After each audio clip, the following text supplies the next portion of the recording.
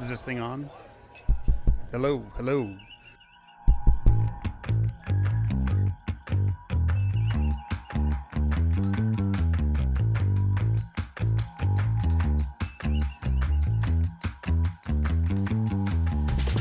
Welcome to Open Pike Night, the Strange New Worlds podcast where your personal calls are the prime directive.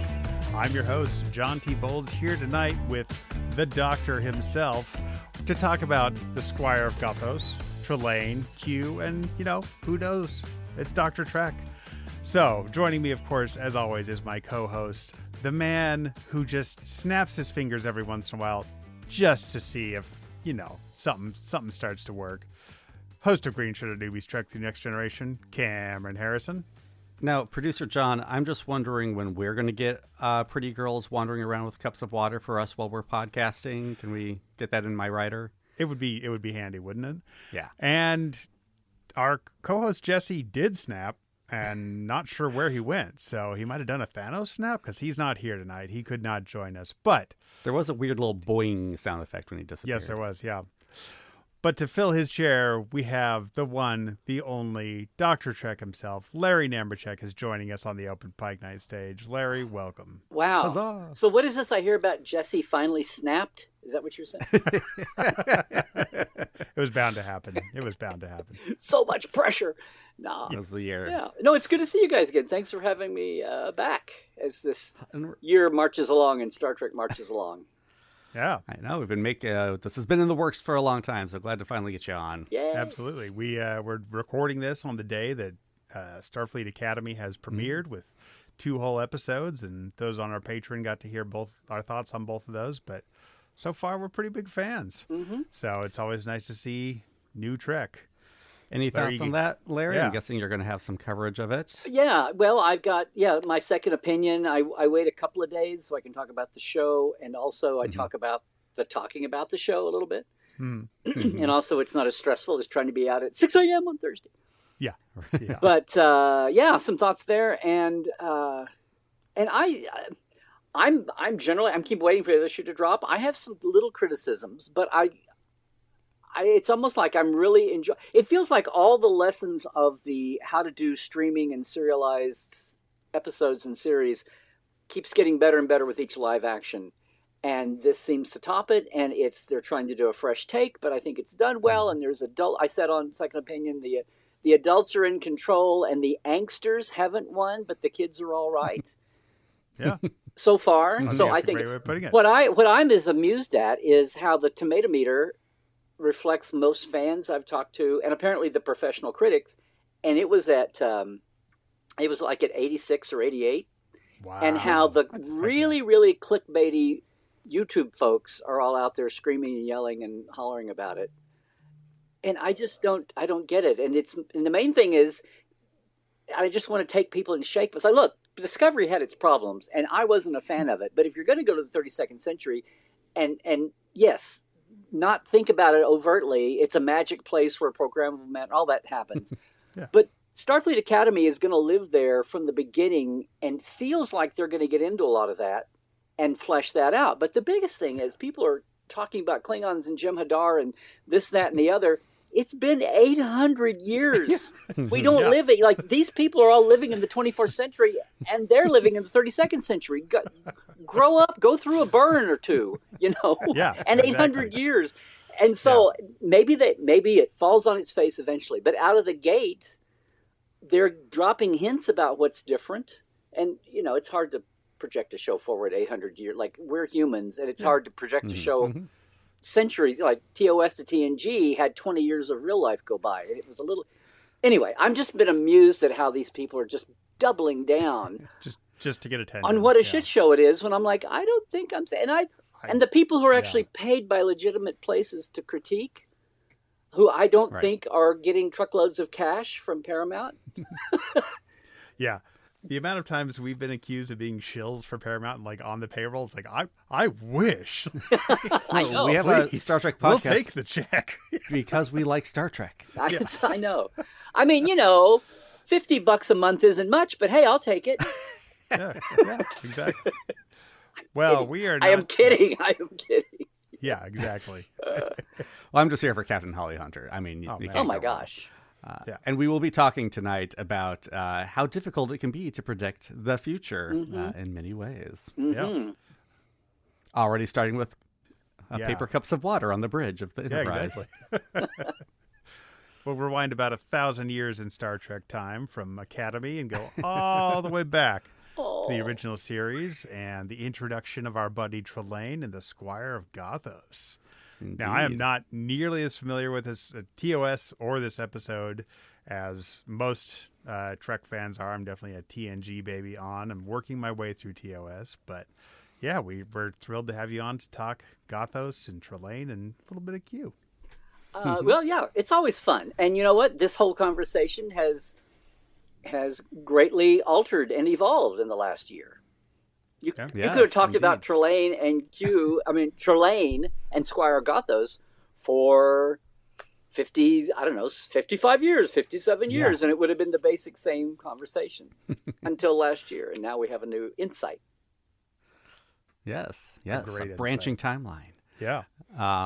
Yeah, well, I mean, where did you stand on Trelane before Strange New World Season 3? Did you have an opinion on the Trelane and Q-ness of it all?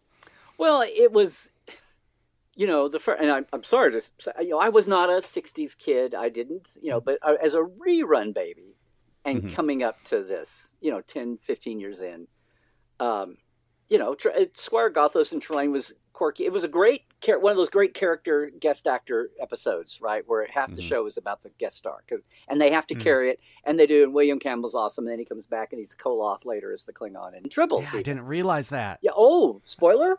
Oh no. No, I mean today when I was doing research, I was like, oh, I've seen him recently on DS9. He was William Campbell as an actor was great friends with Jimmy Doohan, and he knew Gene, and it was like, it's a small town, 60s Hollywood, and he did all kinds of pieces, all kinds of roles and things. But he had that flamboyancy that he could turn on that he brings out here for Trelane. It was one of the memorable turns. It's the show itself was like, it doesn't lead to anything. It's like one of those episodes, especially from the original series, that it's not foundational. It was kind of like a one. Now it is, but at the time it was just kind of this crazy one-off bit. And it was, a character piece, a tour de force, and you enjoyed it, and you enjoyed watching, Kirk react, and and some of the lines, dead is one of those lines that over the years we would like to, would pop out in conversations. But I wanna, or was this? I don't wanna. The whole thing of having it's very Twilight Zone-ish at the end. Yes. What if a god what if a child had god powers, basically, is the premise. Which seemed to be between Charlie X, who was like a legitimate human child taught by legitimate aliens, and then we have Trelane with these mystery people who show up as Glinda the Good Witch Bubbles, which they it's effects in the 60s, and they're trying to get by with. But they pull from the closet, his French French field marshal's jacket and all of that. Yeah. Which, now, it's funny because this whole, I'm getting ahead of myself here, but it just hit me. That's the second time you see Q in Next Generation. He's playing Napoleonic War with Riker, right? And he's in a field marshal's jacket from the French. So I don't know, and the first time he's a judge. I was wondering if Q is Trelane's dad. Like, is it when a dad is trying to help his son with Roblox, and then he gets really into Roblox, and now he's the Roblox master? Not speaking from experience, I hate Roblox, but I'm sure. Well, and the only okay, so I started to say jump to this. If they hadn't cast John Delancey to just be the voice of the dad at the end, of Wedding Bell Blues here with Strange New. Would we go down this road? We might be thinking in generic terms, but the minute John Delancey's voice comes through your TV speaker, people are like, it snaps around, and they went with it because Farpoint comes out. We're all sitting there, first-time fans, watching it, waiting. All you can compare is to everything original series. That there is no bloody A, B, or C, D, or whatever. And we're watching it, and I remember somebody at my view party said, "Oh my gosh, it's an omnipotent super alien trying to affect humanity and judging us. Gosh, did Gene Roddenberry write this show?" That was kind of where everybody's head was. But one of the first vibes out of that was, and people loved John Delancey, and there were a lot of, what was the soap opera? Days of Our Lives? No, not Days of Our Lives. Maybe. He was been on a soap opera for ages, and a lot of people knew him from playing Eugene, the crazy basement villain turned wacky inventor character. It's Eugene, it's going to be on Star Trek. But so many people watched Farpoint the first night and said, well, is this really going to be derivative? Is he just going to like recycle all the original series tropes and just like, because that's Q. So I mean, that landed with people at the very beginning. And then, sure, to come out with, the book series and to do that. But it had been a few years down the road. Nobody was uptight about it being an instant branding. Years went by. It was kind of a cute thing. The books got to be experimental, the pro novels. Licensing let it go through. And at the time, it was like, well, we're never going to revisit Trelane and, and Kirk. And like, that's never going to come back around again. But it resonated with so many people. And then, Delancey did the radio, the audio dramas. They did some audio performances of it, and it was fine with him. And we lost William. William Campbell aged, and he may have been asked about it at some point. He may have lived long enough for that to come up again, just to be joked about. Okay. But Delancey embraced it. He was fine with it, and he's obviously they paid him, but he was fine to come back and do it. So it's been this kind of like ongoing thing, and it's just laid around the house for so long that it doesn't, of all the things that people get their panties in a wad about, the new Treks and what they do or don't do, this was one that people kind of went, oh, you went there. Okay. I mean, I think, what about you guys? What at the time, did you hear anybody go, I can't believe they did this? I mean, I think it's fun when their writers like take a fan theory and canonize it. I like how everyone was being kind of cagey about it at first, and then I forget if it was Kiva or Henry who were like, "Yeah, no, it was Trelane and Q. That's who it was." Yes, yeah. All the other writers were like, "Well, let's just say that character's name was a letter." Okay. Yes, you never actually say the words Trelane or Q in the episode. We get that. Like, you want to leave that door open, and then, Henry and Keeper just like, oh, yeah, totally. When you're the boss, you don't have to play coy. I do wonder, just out of fun, I wonder how much more Delancey got paid for that episode than any of his other episodes playing Q in TNG. Like, it's like, here, now you're a legend.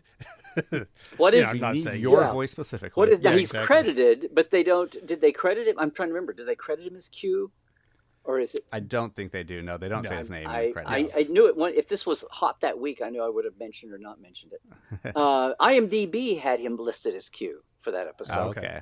Yeah. So, I mean, you talked about like the fans making the connection early on, but we did want to come to you with the question of like, did Gene ever say like that Q was directly inspired by Trelane? Because it's hard. There's a lot of god beings, and I do want to talk about the cat's paw of it all because that was the last TOS episode we covered. But watching this today, I was just like, well, this is Q. I mean, there's no way that the DNA of Q is not in this character. Mm-hmm. So was there behind the scenes acknowledgement of it? What you're talking about? At the time of writing for Farpoint, were they like, yes, we're redoing Trelane? See, look at this. So I mean, it's so people sit at home and think that like studios monolithically have a 10-year plan and they follow it, and writers sit down, and sometimes they do. They have an arc for a season and it's all set out ahead of time and everything is so. And half the time things take wacky turns. I mean, I was just rechecking some notes about Squire of Gothos, and Paul Schneider, who pitched this and wrote it originally, who was the Paul Schneider who wrote, Balance of Terror and invented the Romulans, which was something at the time. Who knew that the Romulans were going to be an ongoing, species, villains, adversaries, much less what they became. Yeah. Paul Schneider originally wrote this episode as an anti-war statement. Mm-hmm. It's like generals playing with troops, comparing it to like children playing war on the playground. It was his inspiration. Mm-hmm. And because of the way it was cast and William Campbell and the way it went, it went far afield from that. Like, I don't think anybody looks at Squire of Gothos and says, yes, Star Trek's first anti-war episode. Right. So, things don't always go the way you think. And with Farpoint and Q, at the time, we get into this on the Trek Files all the time, Farpoint and my companion, we had this. Farpoint was, they were fighting over whether it would be a 1 hour or a 2 hour to start next gen. And they finally compromised and they set it at an hour and a half, or that was the idea. And then it wound up being 2 hours with it. But Dorothy Fontana had the script assignment, and the mystery of Farpoint, the whole thing about the aliens that are there and shape-shifting, which, and introducing the cast, because it's a pilot, right? We had to have all that. But if you took out the Q parts of Farpoint, it would be kind of on the nose and, I don't want to say dull, but it would be very pedestrian and not very upliftingly exciting, right? If you're going to launch a series. 100%. And here's the great Dorothy Fontana, before she got pissed at Gene and Gene's attorney and Paramount, like David Gerald, and they were gone by halfway through the season. But in the beginning, it's Dorothy freaking Fontana, right? And she turns the script in, and they're still fighting about length, but even besides that, he's thinking it needs something. It needs a pizzazz. And he's not going to say, well, Dorothy, this is so pedantic and so pedestrian. And so he invents Q as, as a B story, but it's really overlaid. Okay. And on one hand, you go, wow, that was sure some sizzle to stick into this otherwise, plodding story about, okay, we have a planetary mystery. How are what's going on here? Oh, look, the city is really a living creature, and we should. Okay, fine, that's kind of Star Trek-y, but it was just so on the nose out there. And so on one hand, you go, yay, what a memorable turn. Gene came in at the last minute and threw that on there. But at the same time, like my friend at our view party, you go, really, Gene? Really? Another super alien? So I don't, if he was not about to say, oh, let's just revisit Trelane. But TOS, like you guys were saying, is so littered with it's a trope, right? It's lower decks fodder for them to talk about. Oh, it's all the super aliens of Star Trek that we never get back to, the original series. Yeah, how many god beings can fit in one galaxy? Yes, exactly, because there's a lot of them. All those ascending people are going into Yeah, I just love in season 2 they're like, well, let's do Trelane again, but make him a sexy cat lady and not half as good an episode. Yeah, all right, because it's so similar. It's even. I was trying to remember, is McCoy the one who digs into the food in Cat's Paw? Also, I think he's the only one who starts eating at the feast. But yes, he lays a feast to seduce them, and it's Cat's Paw's the one with the jewels, where you kind of halfway have Kirk say, oh, we can make these. Like, man, they don't say the words replicator, but you kind of go, oh, there's our one acknowledgement that this century has. We can make rubies and emeralds. Anyway, they look at the food and think it's fake. And what? Well, I want to mention something later on, but I don't want to derail your chain here. Oh, you're good. Yeah. But speaking of callbacks, I am wondering, and maybe you know the answer, is the salt vampire Star Trek's first callback? Oh, because it's here's Star Trek being so broke, but it works. Guys, look, again on Trek Files, I always try to remind people these are paper and stamp days. We're talking about, not internet, right? And Squire of Gothos first season, well, all 3 seasons of Trek is. No, Lucy and Desi invented the rerun, which didn't exist until 1960. So remember, here we're only a few years later, and the idea that people are going to watch something one week now on a small screen, but even if they had a big, they spent $1,500 or $2,000 and had a 20-inch color TV, people aren't remembering from week to week. The idea that people are going to remember now, maybe a moment, maybe somebody's line, maybe something sticks out, right? But at the time, there's no way to record. There's no recordings of TV unless you have a kinescope machine and or you get the original videotape by then. And you're taking, people would take Polaroids off of, or try to take their Brownie 8mm movie camera. And it's going to be screen's going to reflect and, all that. And sound, oh my God, I can't afford it. Point being that nobody thinks about, unless it's in your face and they really, wave it at you, no one's going to remember from week to week to week, they think. Which is why Star Trek didn't do that as much. And, they always talked about the intelligence of our audience. And we're not going to talk down to them. But even then, they were just as broke as anything. And they'd spent all that money on the salt vampire. And you see, there's this is the show with the other Nook that has the, what is it, the spider costume. The other thing that they cut out of the cage is that another Nook that you really didn't see. Oh, that's right. Yeah. That's right. And they would, and if you know those, that it's very famous, they would, when those things were done and they'd paid for them, they weren't going to, they would bring them down and decorate the offices. I mean, Bob Justman had this correspondence with this young fan, and he would go over and they would stick, cigarettes and sunshades and put clothes on the Gorn, on the Salt Vampire, and take Polaroid pictures, and he would send them to this young girl that was writing him letters, and she saved them, and that's why we have them.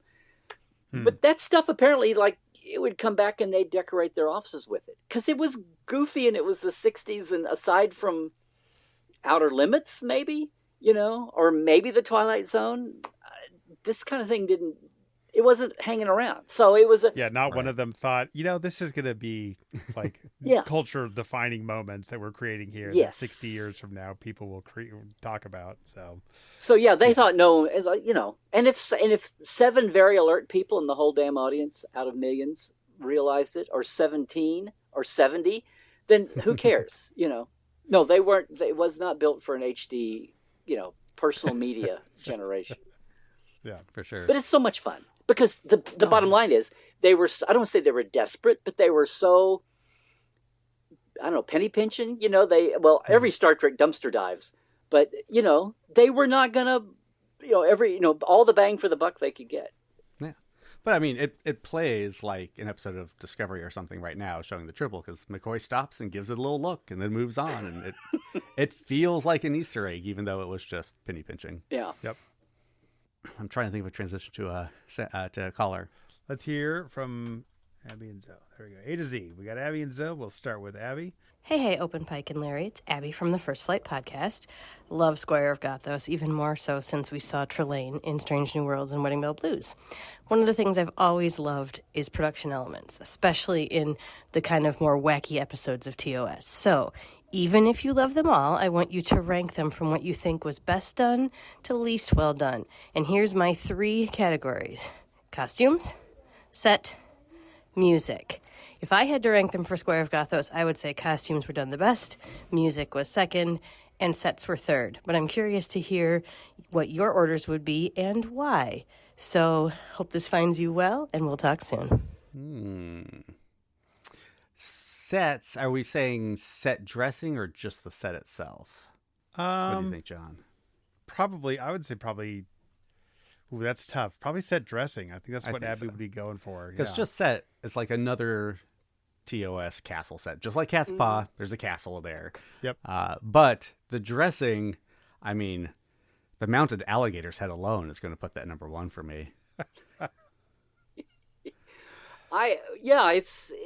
We laugh about, it's the Nazi planet, it's the Roman planet, it's the, it's the Greek planet, because they're pulling out of the closet to save money as much as they can. And they got the Desilu resources, they got Paramount. Even before Paramount owned Desilu, they were just next door and they could run over and, rent.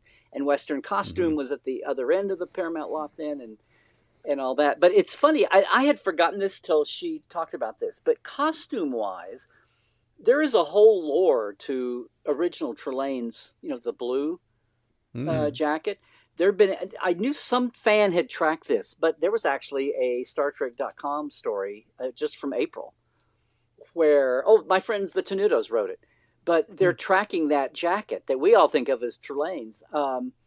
There was some wacky episode of Gilligan's Island here where Jim Backus is wearing it in a Shakespearean-looking thing. But the one I remember is for some episode with a fantasy scene, because it was always wacky, on the monkeys, and Mike is wearing it in a thing where Davy's a king and the other two are sitting there, the Prince and the Paupers. So apparently it was like one of those pieces that was in Western Costume, maybe, or Paramount's costume supply that people couldn't, if you really wanted something outlandish, you couldn't take your eye off. It stuck out and was popular. And probably many more shows that aren't as popular as Gilligan's Island and the Monkees. Well, and it's still around today because Bernadette told us that they were able to get it out of the warehouse and bring it down. They got a photo of it next to the new Trelane costume. Oh, yeah, she got to make her reference from the being encountering the actual one, and with costumes, like I know Abby would love to hear costumes first, but I don't know that costume was as iconic as it has become with the recreation in Strange New Worlds. Like that, the costume became the clue for 2025, but it wasn't really that before. Yes, iconic. I mean, it's Trelane's coat, and it's it fits him so well in the character. I'm gonna go with set dressing with you, Cam.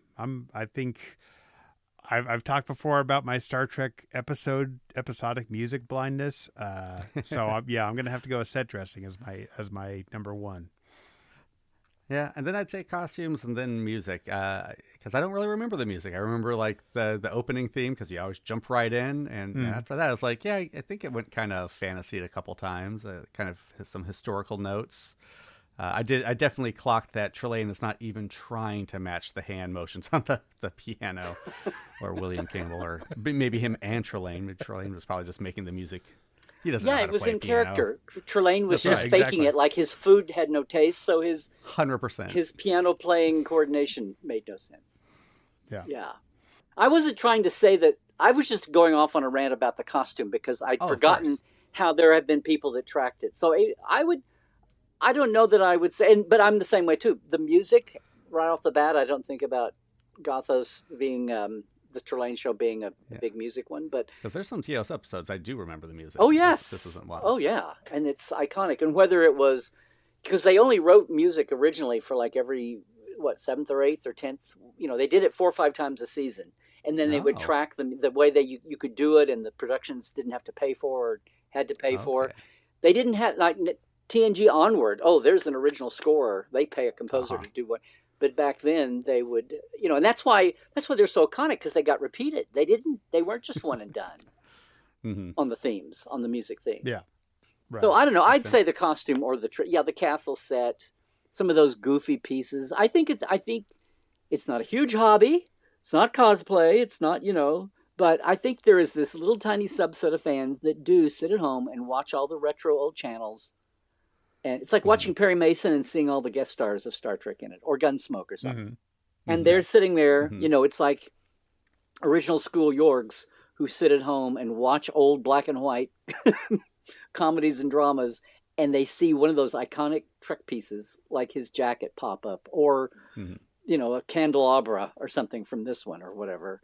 And there's probably, if 7 fans only are out there doing something, they're tracking that. So... yeah. Don't ever put it past. I know you're new to fandom, guys, but never put it past Trek fans to come up with some new niche little thing they're going to go do. I'm kidding. That's why I love it. Well, let's talk about the Rhys Darby of it all a bit, because it was fun. Like watching it, I was just like, yeah, okay, I could see it. And then there was a moment where he said a line, and I had to look him up. This guy, William Campbell's from New Jersey. One, he says process, so I could have swore he was going to end up being Canadian. But he says a line in such like a Kiwi, just kind of playful tone. Like it sounded like Rhys Darby. And then there's a few lines throughout. The first one was when he's talking to Spock the first time. He's like, "Not quite human, are you?" And it sounds like that Kiwi needling, so exact that, and it doesn't feel like Rhys Darby's playing a character. I think he was just so perfectly cast as this character. Like I don't know who else would match this as well as Rhys did. See, I'm not familiar with Rhys from anything else. I mean, I had to go back and retcon my experience with him, so I didn't do that. But I was just going to be annoyed if they really kept with that coy, "Oh, I don't know, who do you think it might be referring," without coming out and having the guts to say. It's like, no, don't costume him, right? So don't have him say "tally ho." Don't have him, snapping and Don't do all this. And I have to admit, first pass through, I was all, and then when they unveil, John Delancey's voice, you're going, okay, we're back to the whole Q Trelane thing but I was mad about, you've got Spock here, you've got Uhura, you've got people that don't know it. And then it went right past me at first. I just thought it was all, alien subterfuge, but then, well, that's why he's disguising his look to everybody, because now yeah, of course. So people were talking about when they called into our show, I was like, Yeah, I missed that entirely. I was like, why are they calling him an Andorian? Just ignoring the reflections, everything. I'm like, oh, he's just Rhys Darby. It's Trelane. Duh. Yeah, that was a little humbling. And then the bit about and then if Delancey is, and if you're gonna be literal and not even like textually literal, but audibly literal, and say that Delancey is his dad, then what about What about Keegan Delancey? And what about? And then, well, and thank you, Picard series. Now we know that it's not just that you knew he could go play Time Lord and Doctor Who and hop around through different times, but they've said it. He's done it, and he's popped in and out, and so now it's like, well, stop thinking so literally. The prophets would say, he's gone back here, and then in their time stream, 6 or 7 years later, he won't have a son, and he'll be a younger version of himself when they meet him then. So it just timey-wimeys it up. But this is one time when it makes sense to me. And it's not just, that's just loose storytelling. Yeah, the writers definitely lean. I mean, they said to us, like, it's timey-wimey, don't worry about it too much. But, I mean, it is kind of fun to think about. Like, I like the idea that maybe, like, again, like, it was Trelane's interest in the humans that got Q interested in the humans. Like, okay, I better look into this if my son's so interested in these little monkeys. I better go follow this one around and needle him some. I also like because Trelane gets cranky with Spock here, and I just like to think that's like left over from Spock ruining his last game with them all. So yeah, I mean there is a lot of fun you can have now, kind of tying the string together, not even needing the timey-wimey. Because I also, like, the first time I watched this, I was like, well, he can't be a Q because they're using machine. But then clearly he didn't need the machine. I feel like the machine was just there as like a game for the humans. Because he's doing much more than just matter transformation, which is all they say the machine does. Like, he's making people learn how to play the piano and freeze time, and talking about shooting the mirror in Squire of Gothos. Yeah. Well, look, I mean, we all get wrapped up in that, but he kept Trelaning even after the mirror had been shot, right? I mean, he says that, like, oh, we've got more machine. He kind of implied that there's just another machine, but that doesn't make as much sense as just, oh no, these are his powers. Yeah. It's like they wanted to do a Wizard of Oz type thing, but they were like, no, let's not just do the Wizard of Oz. Let's not have a man behind the curtain, using technology. It's like, no, he's obviously a god. Yeah. Also, it's also now my headcanon that Q is basically a deadbeat dad. So Trelane's parents got divorced. Q only gets him like every other weekend. And so that's what happened Winning Bell Blues. And then Trelane went over where his stepdad got him a whole planet. This is basically like the Q version of getting the GI Joe aircraft carrier when your parents get divorced as a kid. So that's what I think is happening here with Trelane. He's just playing both parents. Against the middle. The thing that, aside from, the Trelane-ness and the Q-ness of the show and all that, but the thing that really jumped out at me, even more than connecting all those dots and enjoying it and thinking, does this line up? Oh, he's disguising his appearance. Okay, fine, it'll work. The thing that jumps out at me, totally from this sidebar plot, which winds up being the roots of the mainstream arc of the season, right? Vadia 9 and the floaty mystery, house of mirrors where nobody knows in that episode how to use a tricorder, and then it winds up being the finale at the end, all of that.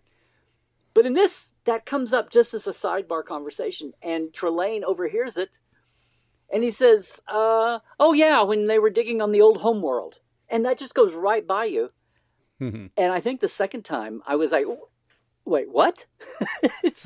Are we trying to... Now, it's ancients, and the Q/Trelanes have all obviously evolved, right, to non-corporeality and their timey-wiming, like we said. But was Vadia 9 the ancient homeworld of what became the Q?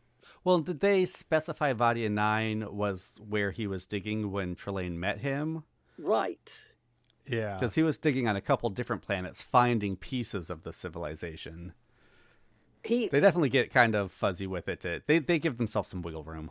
Well, at the time in the context, it felt like he's saying, oh, yeah. Now, if he says something like on the old...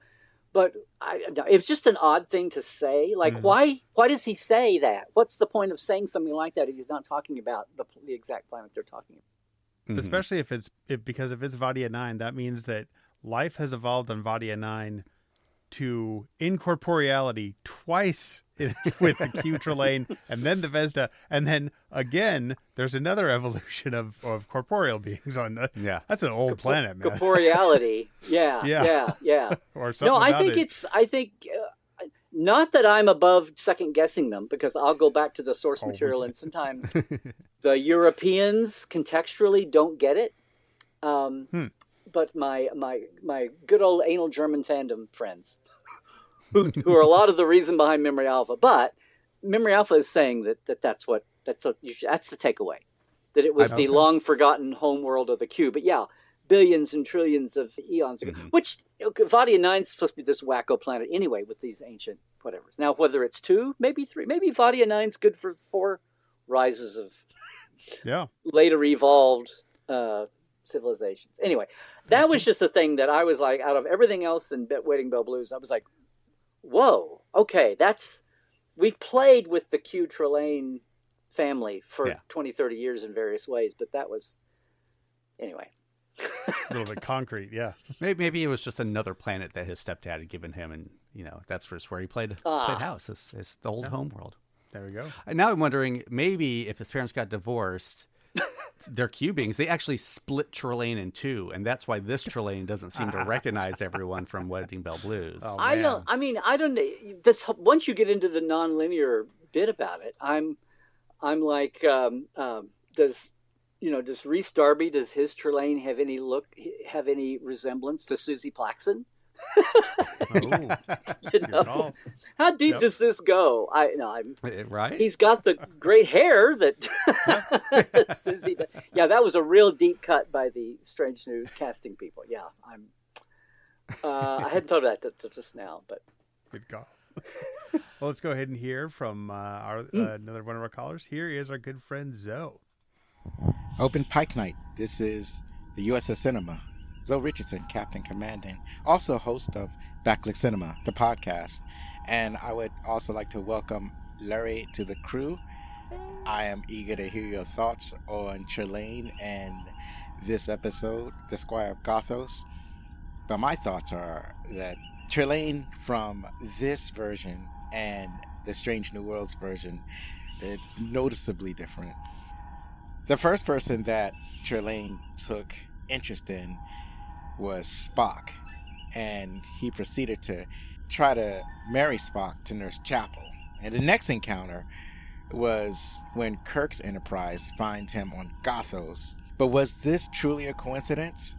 It seems evident that this encounter with Captain Kirk was orchestrated by Trelane. The planet of Gothos is in the middle of a star desert. There's no reason that they should have ever encountered this planet, and yet there it is.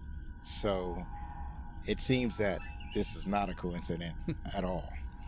But the thing is, it seems that no one remembers him. No one remembers Trelane. No one from the Enterprise crew who would have counted Trelane like Mr. Spock or Lieutenant Uhura. This could be because the crew's memories were erased, or that Trelane had never dropped his Andorian disguise when they first encountered him, so that there's no reason that anyone would remember him. But it seems that Trelane should have remembered Lieutenant Uhura. He should have remembered Mr. Spock, but he doesn't. Well, it's like when you've got go over to your friend's house and he's got the GI Joe aircraft carrier, and you've got Destro, and you're like, yeah, I'm going to play with Destro. You've got Snake Eyes? You've got this action hero Snake Eyes I'm going to play with?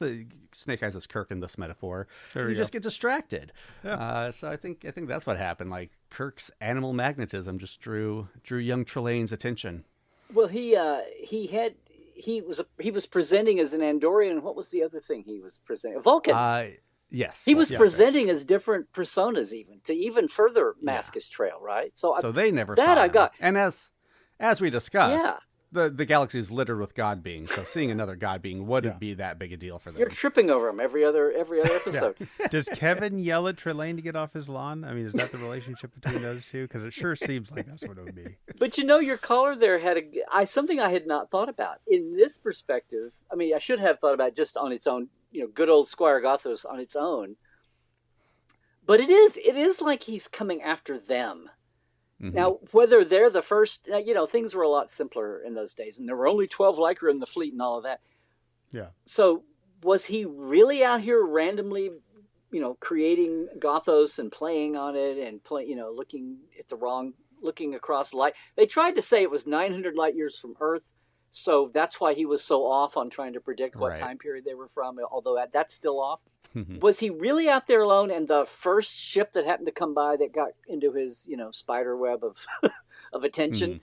Or did he just get it in his head at that point in his little lineal, whatever he exists in, to go after Kirk or go poke at Spock again, and he looks out to see where they are, and he just goes and plants his planet in front of them, It's so wacky, but since we've elevated all of this thought with the return, it's like, well, maybe there is some intention in whatever going on here. He's just that ornery, and he's just, Dad's chasing him every other day about, where have you got off to now? He's just the Dennis the Menace of the continuum. Or maybe he was just off on his own doing, having a teenage depressive period, and Q was watching him like, man, maybe I have been a little rough on him. I remember he was really happy playing with this one crew, so he pushes the Enterprise. It opens There's all up. Kinds of it opens up. I mean, we've lost Peter David to go back and enjoy, to run this through a few more novels, but or whatever, audio dramas. I don't know. That's all in play now. But it's funny how, and I don't think when Star Trek come back, because part of this is like Next Generation. Right, started off, it's the first sequel, and the last thing they wanted to do is touch anything from the original. So that was the marching orders, right? Except for their second episode. Don't lean on Vulcans for big, Suddenly it's an homage. Oh, that's okay. But, it's like they weren't even going to have, Dr. Crusher as a CMO was going to be one-off character in the pilot, was going to be Wesley's mother, and come on, bring him on, and then leave, and Wesley was the anchor. And they weren't even going to have, weren't going to have a chief engineer. It was just going to be duty engineers, and you'd see they were trying to break the trope, the framework of the original series, and they weren't going to have a science officer. We've got ops, and we don't have helms and navigators. We have ops and con down there, and all of that. And yet, as the comfort zone happened, Dr. Crusher never got to say, "I'm a Dr. Nada." Yep. They were not going to go anywhere near it. And then the further they got comfortable with their own skin as a series and as a franchise, and you get to DS9 and Voyager and all that, and they feel comfortable in doing that. And there's still a weirdness about Rick Berman always felt that, somebody told me one time, or he may have said, it was like he looked at the original series like early James Bond. That it was a piece of its time, and that if you tried to do that exact format and tone and style now, it would be laughed at, or it would be, misogynistic or whatever, and clunky and dated, and But then Trials and Tribulations and the 30th, and they feel good enough to start, So the franchise evolves, and we are at a place now to where not only the original series things, but like all the legacy characters from the Berman era shows, and they're and now they're using them as regulars, much less having them pop in as guest stars. So this whole comfort zone around this, but back in the day, like I said, Squire of Gothos was just one of those one-off quirky episodes, and if you wanted to let Peter David play with it in the book, the novel writers were going to say fine, because we're never going to go back to these characters again. They will never go back to the characters again. And the one thing about the new era of shows here increasingly is that, of course, Discovery started right off with Harry Mudd, but that they've embraced all that. And so 60 years later, of course, you're not going to have actors come for the most part and be around to redo things. But Rhys Darby was a great find to go inhabit William Campbell. Well, the fans are now making the shows, and they want to play with the best toys in the sandbox. Exactly. And you are Dr. Trek, so I do have a question. With Strange New Worlds, so far we have relitigated one TOS episode of the first season, and we have, prequeled 2 other TOS episodes in the third season. Of those 3, of Quality of Mercy, Wedding Bell Blues, and Terrarium, which, to you, just not wanting to defend your take, which one to you made you want to go back and watch that old episode the most? probably Wedding Bell Blues. Okay. Just for some of these nuances, because Quality of Mercy and Balance of Terror, it was weird because it's the first Rymelin show. It's like, I don't know, it's in the top 10, top 8, maybe some people's top 5 original series. Mm-hmm. And that's just one, to me, Journey to Babel and Doomsday Machine and Amok Time and a couple, City on the Edge. There's just some that it's like, I don't, and it's not like I can rattle off the entire show, do all the sound effects, do all the music cues, and it's not like that. But when you see something that's got the aim is like Quality of Mercy, to when Pike comes down and walks across the front of the helm console, and you're just like, okay, and they're kind of playing with music cues and they're recreating it, and so you instantly know. The point is, for all of you who know what's supposed to happen, quote unquote, air quote, supposed to happen, now let's see what Pike does, right? And you see it's not just replaying the events, it's going off in a whole different direction. And you have to be grounded enough in that to know what's happening here. And watching that, I don't feel like I had to go back and watch Balance of Terror because I knew it good enough to pick up on everything. Knew it well enough. And Terrarium, it's a vibe, And what people seem to forget, people didn't mention until I did. So what was Terrarium an homage to? As far as like Enemy Mine and stuff like that. The movie Enemy Mine, and that's what everyone said. And yes, but what was hysterical to me was TNG did The Enemy with Geordi and the Romulan in the pit, right, as an homage to Enemy Mine, and then Enterprise did Dawn with Trip and the alien pilot crash landed on the planet where they have to, and I was like, and I remember during Enterprise, people were like, this is just a rehash of The Enemy. And I'm like, which was a rehash of Enemy? Or is it, one person? Which was a rehash of Hell in the Pacific. Yes, yes. And it's like, well, is one person's rehash another person's homage? It's like, what if there's only 7 original stories anyway or whatever? I mean, we just talked about TOS doing so many different gods. Being yes, yeah. I mean, it's Star Trek. They're gonna. But it was so. All that aside, oh my God, yes. Melissa finally gets her focus episode. Yeah. It's it's done so well. The mechanical animatronics were amazing that you weren't even expecting that, and that would have been if that hadn't have worked as well as it did, that would have blown it. You would have. If it kept jerking you out of the drama of the moment because you saw a less than perfect, or they had to go with CG because the live action piece wouldn't work, and now I know why she kept having that flashback all the way through the season, because they had built the stupid. I bet they had that built really early so they would get all the quirks out of it before it had to be on camera. Yeah. So they had it sitting around and they were using it in those, like she's looking in the mirror reflecting and you see a flashback. And I was like, wow, I remember thinking, I can't believe they paid all of that for that 2 seconds flash. Well, they obviously had it sitting there. But the reason they had it already was because they better, it damn well better look good for what we're going to put it through at the end. And absolutely. Yeah. And I think that's what's smart about what Strange New Worlds has done. Like Balance of Terror, like you said, like they took a shot with that one, but the other episodes of TOS they've referenced, solid B+ episodes. They aren't going for, they're not going to do City on the Edge of Forever, but through Strange. They're not dumb enough to do that. Like, no, we don't want to step in that snake pit. I don't know. Carl showed up to get us, get rid of Emperor Georgios. So that's true. Yeah, that's true. Yeah. Oh man, there's a lot. God, they spent a lot of time referencing, and like you said, Mud showed up. Like it's but it sounds like a lot when we list them here, but it was dribbled out just enough, I think, that it works well. Well, and it's and right now as we record this, and Starfleet Academy is launching, and so I don't mean to tie this down to a time if that's not your thing, but no, it's great. I'm all about reserving the right to critique shows, and I have, and I just once again wound off on the Latin name show, which drove me up the wall.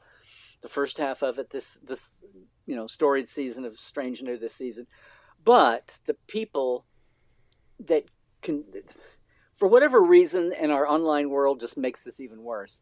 But all the crap, the 2017 crap at the launch of Discovery, right? And you just had the bots and the trolls and the Gamergate leftover that was we were still being consumed by it, didn't quite understand algorithms, and the negative magnetism of algorithms and all of that, and how to protect it. And now we do. I mean, I think we've gotten a lot smarter about it. And I think a lot of the toxic, silly online stuff has gone away. Or Star Trek has gone back in the hole a little bit, and things have moved on to other targets. And some of I don't think it's like toxic. I think it's just cranky reaction to Starfleet Academy. And part of this is I just want to say, well, you guys are stuck in the like you're talking about, Jem'Hadar were clones and they can't be reproducing. Okay, you're stuck in the 24th century, boys. We're 800 years in the future. You're in the wrong century. You'd better grow up and move along get with the program. But it doesn't feel like the same as the 2017, loud noise on the edge. It's different, but it's almost laughable because, again, what is it, 86% on the tomato meter, and yeah, and most fans I hear are people reserve the right to have criticisms, but overall they're going yay. And I just say that because we talk about going back to the, original series and pulling things forward, and they're going to be doing that too in different ways. Yeah. I mean, we just recorded our third coverage of the third episode of Academy, and we definitely had some criticisms of that episode. But that's what discussing this stuff is. It's not dragging it through the mud. Yeah. Just the knee-jerk reactions to silly things. Like, if you want to critique, then come over here and critique. But just these broad washes of, I don't want to see college kids. Okay, then don't watch. Okay, well, then don't watch the show. You are paying. You have to pay to watch this. Yeah. Well, this other notion of these kids are showing up. They're supposed to be the best and the brightest, getting to the academy. Well, hey, aside from the fact that civilization's been in turmoil for over a century, right, and they're rebuilding, despite how gleamy, glossy everything looks, because they've only been back in. They've only had the gears rolling again for the last couple of years, right? Since they solved the burn and reunited the Federation and getting the building blocks back together.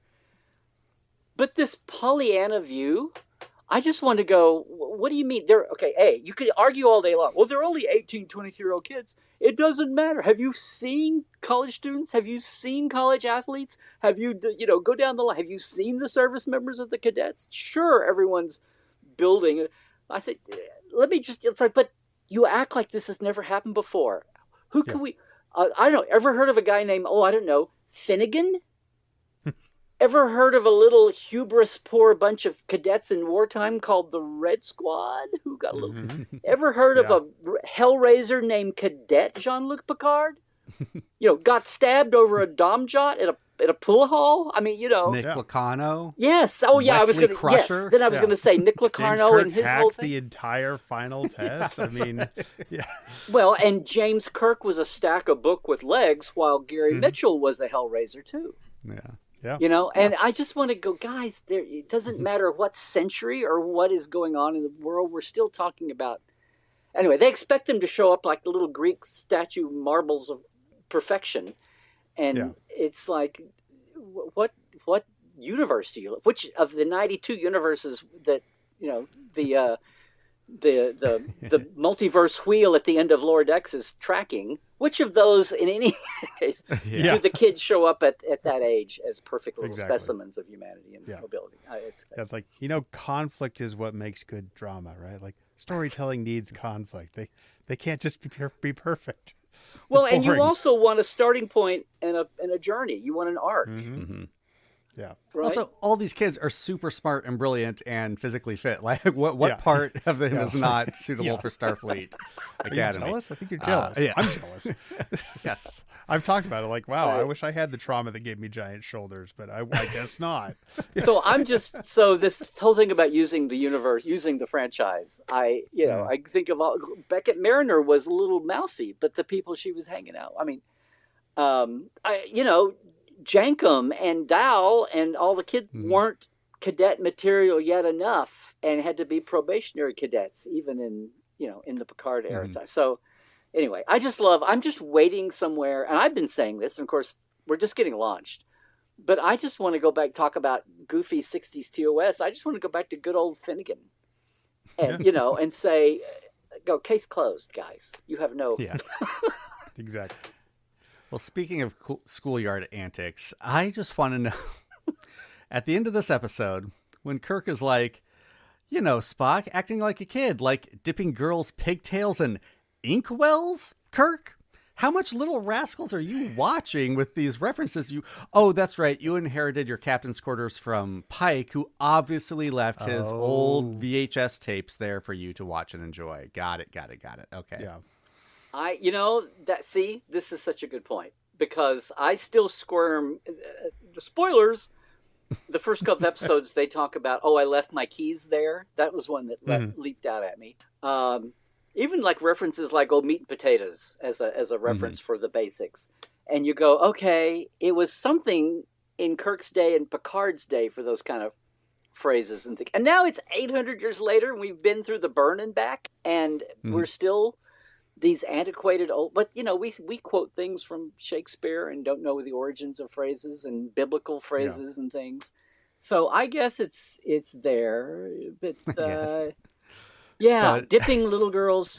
Thank you. Some very specific references you're making there. What was the other thing? Was to a specific moment in time, like the late. It was all like Dust Bowl Americana. The kids did this for like a 10-year period of time in a very select area. Peck's Bad Boy, like Booth Tarkington novels. Ooh, well, listen to me teach literature. Victorian Edwardian times here and. Well, let me ask you guys this then. We talked a lot about, they wouldn't think they'd bring Trelane back, and now here we are with it all. Do we think we've seen the last of Rhys Darby's Trelane? 16 more episodes. We haven't heard anything leak or any even rumbles that I know of. On one hand, I think they would love to. The episode... It's funny because they're so strung out. They write them one year, they film them the next year, and then the world gets to see them next year, which I hate. I hate that, but that's where we are. Yeah. So they talk about enjoying the shoot of a show, and it's forever until they get to see what the outside world think, what the critics, what the fans, audiences think. Mm-hmm. But when they get excited about something, the rumble starts. They were excited about the holodeck murder show. They were talking about it. The puppet thing is already out. It's already been leaked. They just threw down the gauntlet and said, fine. This is going to, the musical was kind of talked about. The crossover show they talked about. They just leaked the casting of the last episode. Yeah. Oh, yes. We're not going to see that for 2 years. Yes. Yeah. Yes. So on one hand, I feel like in their bones, they just like, ooh, I want to have like the whole thing about who was a real hoot to work with and what shows worked well. And even what the audience liked, I think they would love to, but then they just went through this gauntlet. Even though they were writing the 4th season before the public reaction to the 3rd, they talk all about how the 4th is going to be a little more somber and not the big swings episodes aren't going to be, the wacky off takes. Mm-hmm. So if they're looking at it as having only a budget of 16 hours left, I think they're torn. Like if they think they've got to go nose to the grindstone and turn out some, I don't know. Now, why that can't be both at the same time? It doesn't have to be a false choice. Do both. Mm-hmm. So I think in their heart of hearts they would love to have to. Yeah, I would agree with that. Except, I just don't know how you do the puppet show without Trelane. Like I'm planting my flag. I think Trelane comes back and turns them into puppets. And if you're not going to have it be a Q, you would be a Q, but you're thinking in Trelane guys. Yeah, right. And maybe it's something different. Maybe John Delancey does it, not Trelane. I don't know, but I just feel like they love their big swings, and now they have this character that can make any big swing they want happen. And we know they're doing the biggest of swings with puppets. I don't know. They've put the beta testing holodeck in mothballs now. It's true. So that's unless somebody breaks in and activates it up again. Yeah, right. And so we go back to just a good old fashioned somebody's nightmare or their dream? Yeah. No. Good old drug trip. Yeah. The drug trip. Yeah.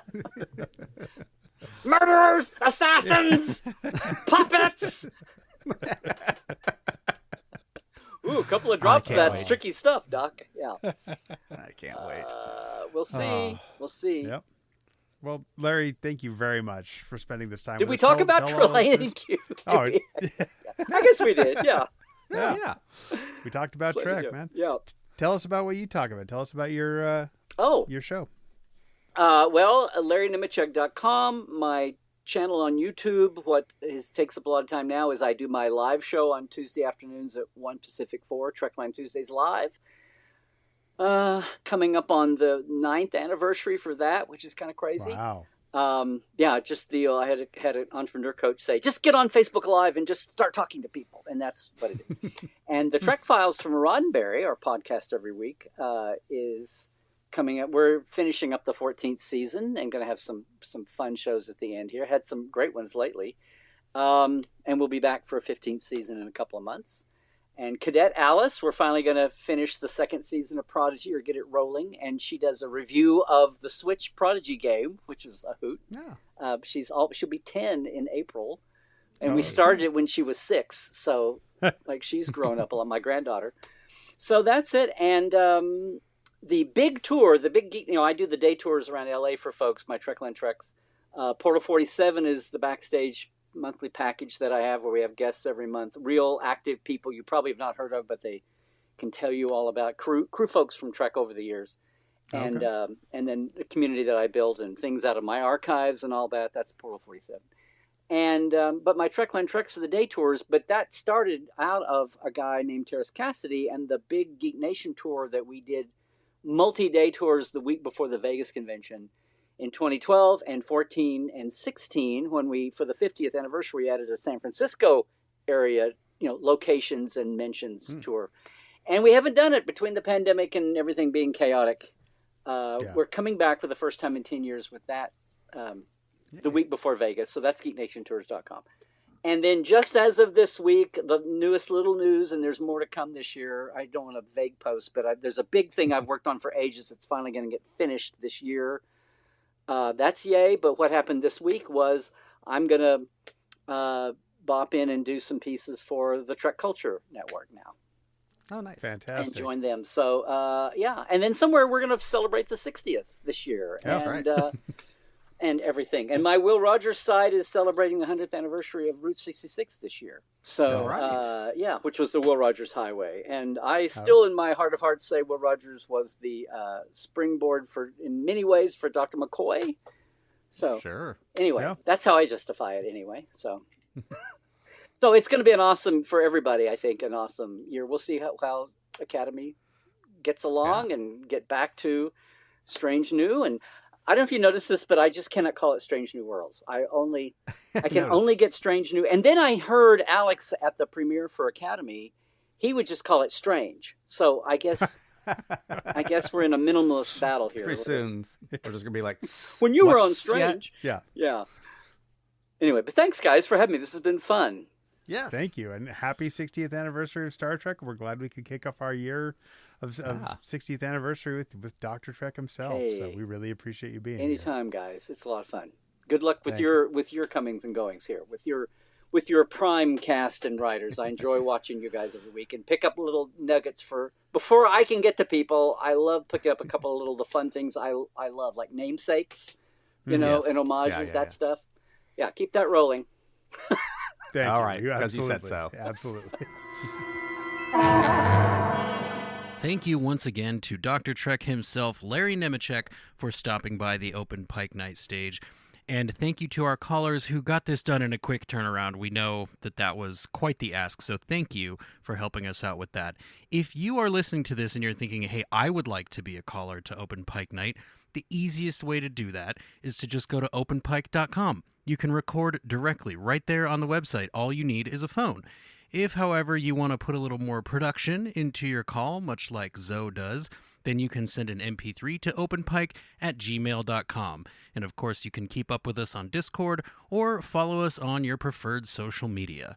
Now, I believe John normally says something like, "It's been a long night. Don't forget to clean up after yourselves. Don't forget to tip your servers. You can go anywhere that you want, but you can't stay here."